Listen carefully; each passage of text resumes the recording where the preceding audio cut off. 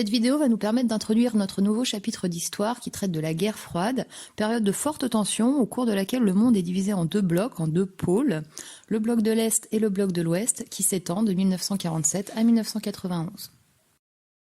1945 marque la fin de la Seconde Guerre mondiale.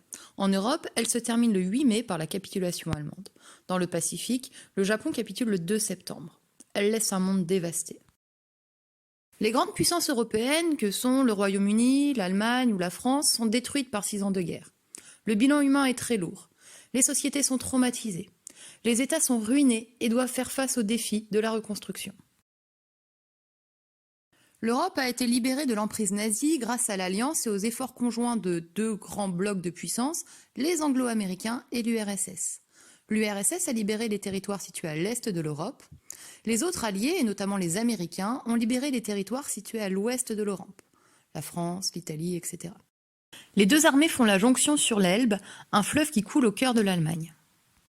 Les deux grands vainqueurs de la Seconde Guerre mondiale sont donc les États-Unis et l'URSS, qui obtiennent le statut de superpuissance. Les États-Unis ont alors une longueur d'avance dans le domaine militaire, car ce sont les seuls à détenir l'arme atomique. L'alliance entre les deux superpuissances va vite se fissurer, car les oppositions sont trop fortes entre deux systèmes que tout oppose, tant sur le plan économique que sur le plan idéologique. L'opposition entre les deux superpuissances va créer une situation de forte tension entre 1947 et 1991, appelée guerre froide. Au cours de cette période, les deux superpuissances vont s'opposer, s'affronter, se concurrencer dans tous les domaines, scientifiques, culturels, technologiques, sportifs ou encore militaires, mais sans jamais se faire directement la guerre. Ce chapitre est constitué de 2 leçons. Dans la première, nous allons nous demander quelles sont les principales caractéristiques de l'affrontement entre les deux blocs.